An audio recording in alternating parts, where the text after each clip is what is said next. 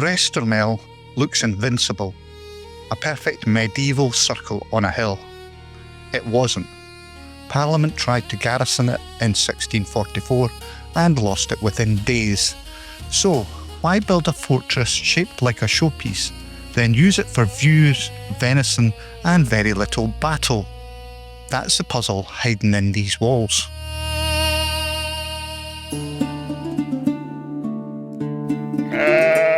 Every fortress greets you with some form of defence. Restormel offers a car park, a ticket office, and a shop where the price of jam suggests you may need to remortgage the house. Bravely, I resisted. The castle itself doesn't loom so much as lurk, perched on a hill above the valley, looking important and yet faintly apologetic. Hazel was instantly mobbed by admirers at the gate, her tail thrashing like a medieval signal flag. The path leads through the gardens that are surprisingly peaceful. Hard to imagine soldiers clanking up here in armour, although my wife did conquer a tree stump, which is roughly the same thing. And then, before the walls even appear, the real highlight arrives: views over the River Foy. This hilltop was chosen for strategy, yes, but mostly for scenery. Step through the gate and you're inside one of the rarest castle designs in England, the circular shell keep. Fewer than 77 survive in Britain, and Restormel is the most intact. The wall encloses a perfect circle, 33 metres across, with 2-storey chambers fitted snugly against it.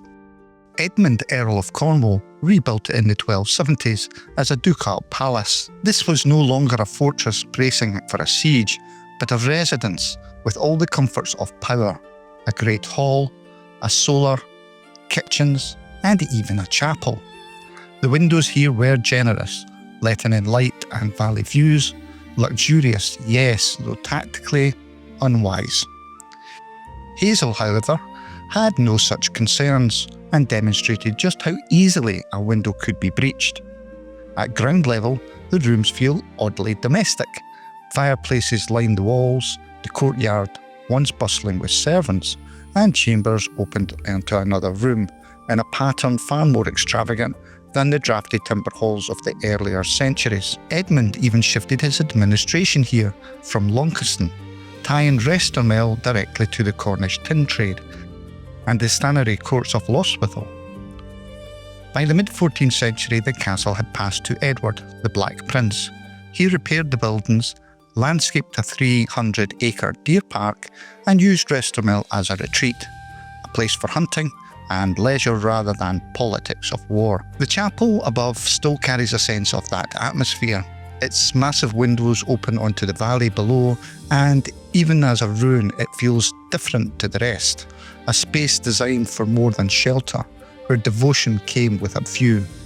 Today the interiors stand roofless, fireplaces empty, but the impression remains. Restormel is a palace reduced to outline, yet still carrying the air of a lived-in home.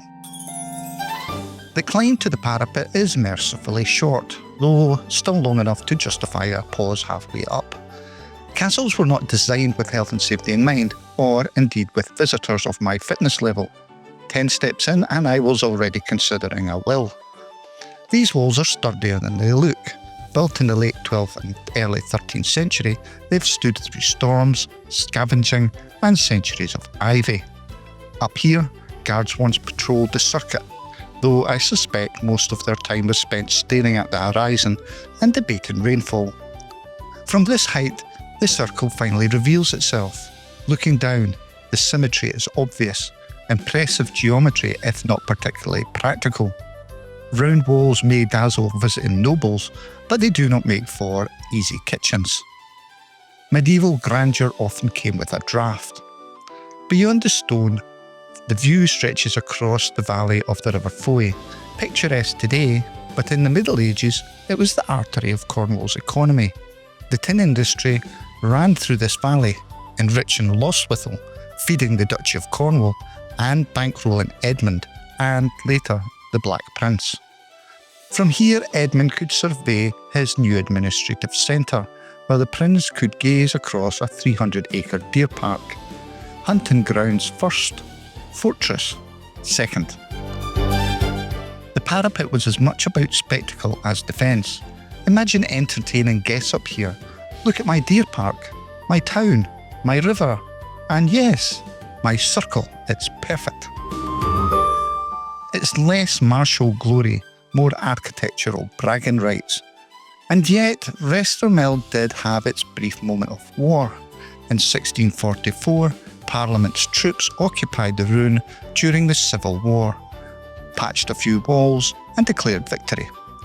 Days later, royalist forces swept in and ejected them, leaving the castle much as they found it. Picturesque but pointless. A survey afterward dismissed it as too ruined to repair and too worthless to demolish. Parliament's legacy in a nutshell. Hazel, meanwhile, took her lookout duties with typical seriousness. She gazed nobly across the valley in silence for all of 6 seconds. Then she returned to licking the stonework, a combination as strategically effective as Parliament's occupation. Noble in theory, negligible in practice.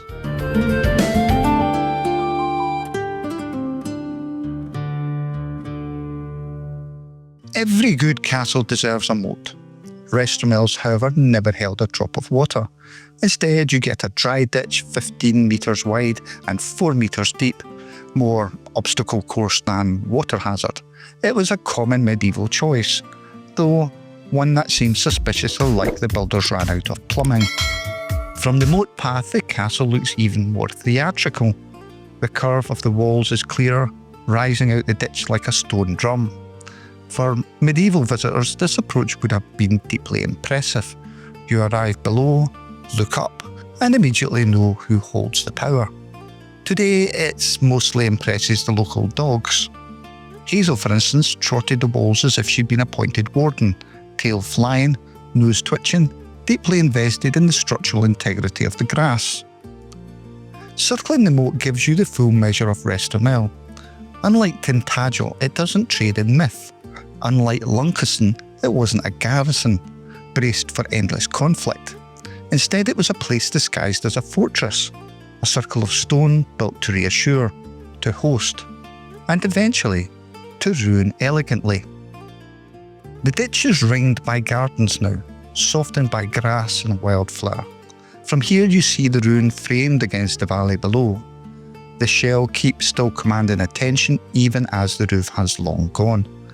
It's a castle that never fought many battles, but still wins the long game of looking picturesque.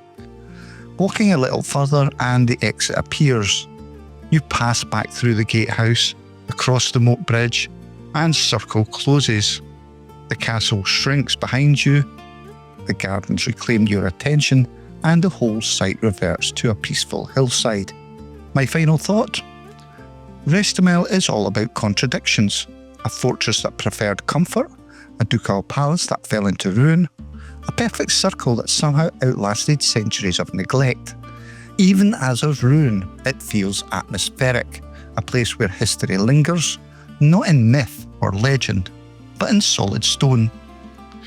Hazel, meanwhile, left with one final inspection of the grass. She found it satisfactory.